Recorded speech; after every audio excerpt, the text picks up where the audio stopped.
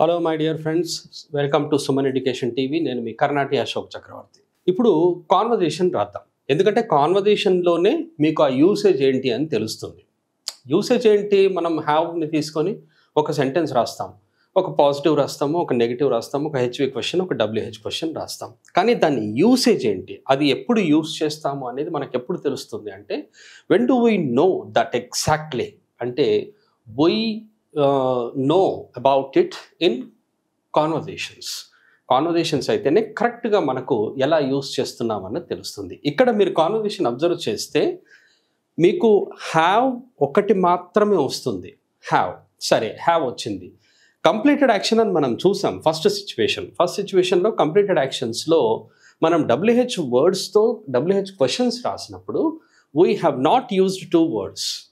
The 2 words are when and what time. ఈ 2 words రావు మనకు, ఎప్పుడు కంప్లీటెడ్ యాక్షన్స్లోనే రావు అనమాట. కానీ ఇక్కడ మనకి ఇది సెకండ్ సిచ్యువేషన్, ఇది సిచ్యువేషన్ 2. ఇది సిచ్యువేషన్ పేరేంటి? పొజిషన్స్. అయితే ఈ పొజిషన్స్లో మాత్రం వస్తాయి.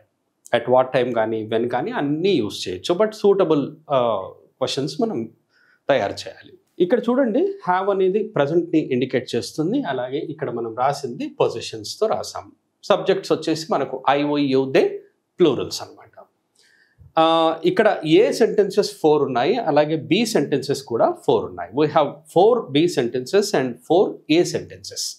ఇక్కడ మనం ప్రాక్టీస్ చేయాల్సింది అంటే, ఇక్కడ కొన్ని క్వశ్చన్స్ అడుగుతున్నారు, ఆన్సర్స్ కూడా మనం రాసాం. ఇక్కడ ఫస్ట్ వన్, ఒక క్వశ్చన్ అడగడం జరుగుతుంది ఏంటంటే, do you have a change for 500 rupees? Do you have a change for 500 rupees? ఇప్పుడు ఇక్కడ అడగడం ఏంటి అంటే, మీ దగ్గర 500 రూపీస్కి చేంజ్ ఉందా అనేది క్వశ్చన్. పొజిషనే కదా ఇది.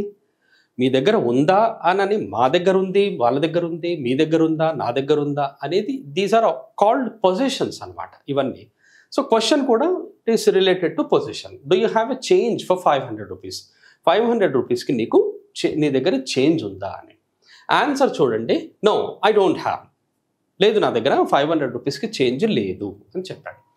మళ్ళీ ఇంకొక క్వశ్చన్ అడుగుతున్నారు ఏంటంటే, ఇక్కడ ఏం అడగాము? ఇక్కడ చూడండి, ఐ, యూ, దే ప్లూరల్స్ అన్నాను కదా, డూ యూ అని వచ్చింది. Do you have. మరి ఆన్సర్లో వచ్చేసి నో ఐ డోంట్ హ్యావ్ అని వచ్చింది. Have is equal to do, అందుకని ఇక్కడ డూ వచ్చింది, డోంట్ హ్యావ్. తర్వాత మళ్ళీ ఇంకో క్వశ్చన్ అడుగుతున్నాడు ఏంటంటే, do your brothers have interest in cricket? ఇక్కడ ఏం అడుగుతున్నాడు? మీ బ్రదర్స్కి అన్నాడు. బ్రదర్కి కాదు, ఇక్కడ ఒక బ్రదర్ కాదు, మీ బ్రదర్స్కి క్రికెట్ అంటే ఇంట్రెస్ట్ ఉందా? మీ బ్రదర్స్ క్రికెట్ అంటే ఇంట్రెస్ట్ కలిగి ఉన్నారా అని. ఇది కూడా కలిగి ఉండడం. క్వశ్చన్ అడిగినప్పుడు ఆన్సర్ ఏం చెప్తున్నారంటే, yeah they have a lot of interest. అవును, వారికి చాలా ఇంట్రెస్ట్ ఉంది, మా బ్రదర్స్కి క్రికెట్ అంటే చాలా ఇంట్రెస్ట్ ఉంది అని ఆన్సర్ ఇచ్చాడు. ఇక్కడ చూడండి, ఐ, యూ, దే ప్లూరల్స్ అన్నాను, ఇక్కడ దే వచ్చింది, హ్యావ్ వర్డ్, రైట్. తర్వాత ఇంకొక క్వశ్చన్ ఏమడుగుతున్నాడంటే, how much property do your neighbours have? మీ పక్క వాళ్ళు ఉన్నారు కదా, వాళ్ళకి ఎంత ప్రాపర్టీ ఉంది అని అడుగుతున్నాడు. చూడండి, వారు ఎంత ప్రాపర్టీని కలిగి ఉన్నారు. How much property, WH. ఇక్కడ how much property do your neighbours have. ఇక్కడ డూ వచ్చింది, your neighbours plural, I, you, they plurals, have. ఇక్కడ ఆన్సర్ ఏం చెప్తున్నాడంటే, they have crores of property. వాళ్ళకి ఎంత ప్రాపర్టీ ఉంది అంటే, వాళ్ళకు కోట్ల ఆస్తి ఉంది అని. అంటే వారికి ఆస్తి ఎంత ఉంది అంటే, వారికి కోట్ల ఆస్తి ఉంది అని. ఇమీడియట్లీ ఇంకొక క్వశ్చన్ అడుగుతున్నాడు. ఏమడుగుతున్నాడంటే, how many theatres do they have? అవును, మరి చాలా ప్రాపర్టీ ఉంది, కరెక్టే, మరి వారికి థియేటర్స్ ఎన్ని ఉన్నాయి అని అడిగాడు అనమాట. ఇక్కడ అతను ఏం చెప్తున్నాడంటే, no they have no theatres. లేదు, వారికి ప్రాపర్టీ ఉన్నమాట నిజమే, కానీ థియేటర్స్ లేవు అని అంటున్నాడు. ఓకే, ఇక్కడ నేను థియేటర్స్ లేవు అని ఎందుకు రాశానంటే, ఇంటెన్షనల్లీ నెగిటివ్ సెంటెన్స్ రావాలి కదా అని రాశాను. ఇక్కడ మనకు ఒకటి నెగిటివ్ ఇక్కడ వచ్చింది, ఒక నెగిటివ్ ఇక్కడ వచ్చింది. మనం నెగిటివ్ రాయొచ్చు, పాజిటివ్ రాయొచ్చు. అయితే మీరు చేంజ్ చేయాల్సింది ఏంటి అంటే, పాజిటివ్ సెంటెన్స్ ఉందనుకోండి, దాన్ని నెగిటివ్లా చేయాలి. You have to change the positive sentence to negative. You have to change the question to WH question. Helping verb question ఉంది, డబ్ల్యూహెచ్ క్వశ్చన్ చేయాలి. డబ్ల్యూహెచ్ క్వశ్చన్ ఉంది, helping verb question. Then you will give a lot of work to your mind. మన మైండ్కి work ఇచ్చామనుకోండి, అప్పుడు అందులోనే practice ఉంటుంది.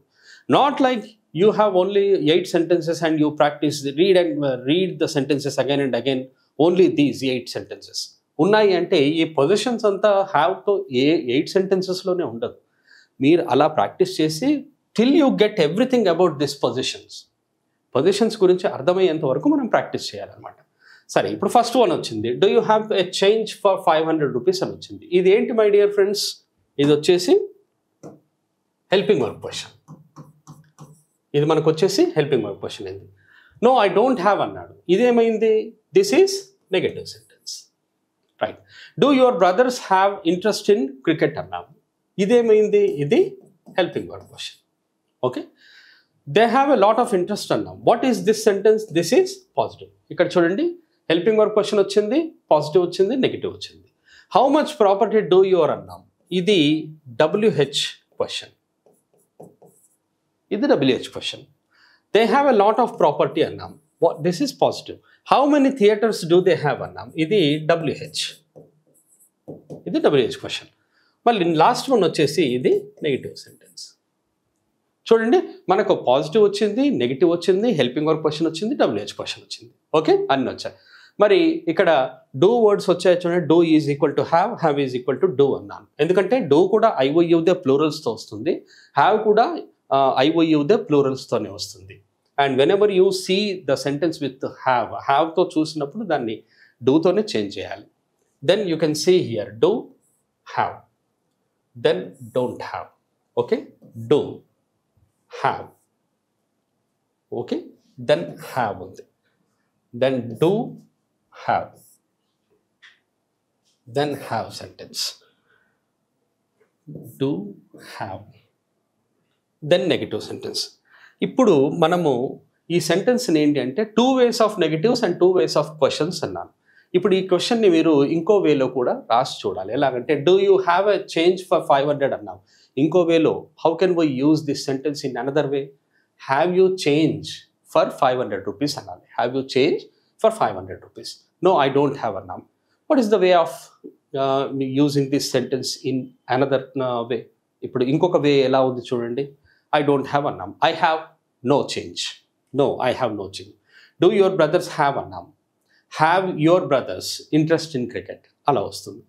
They have a lot of interest. Positive ఒకటే వస్తుంది కాబట్టి పాజిటివ్ ఒకటి. How much property do your neighbours have అన్నాం. How much property have your neighbours అని ఇలా రావాలి. అలా you have to change the sentences. Negative ఉంది, 2 ways of negatives there. You just remove that and type 2 you can write. If type 2 sentence there, you have to write it type 1. అప్పుడైతేనే మీకు ఎక్కువ practice అవుతుంది. Okay my dear friends, so have ఇక్కడ మనం finish చేసాము. అండ్ next వచ్చేసి same positions మనం రాస్తాము హ్యాస్తో. Okay, just keep watching our videos and will meet in the next session with has.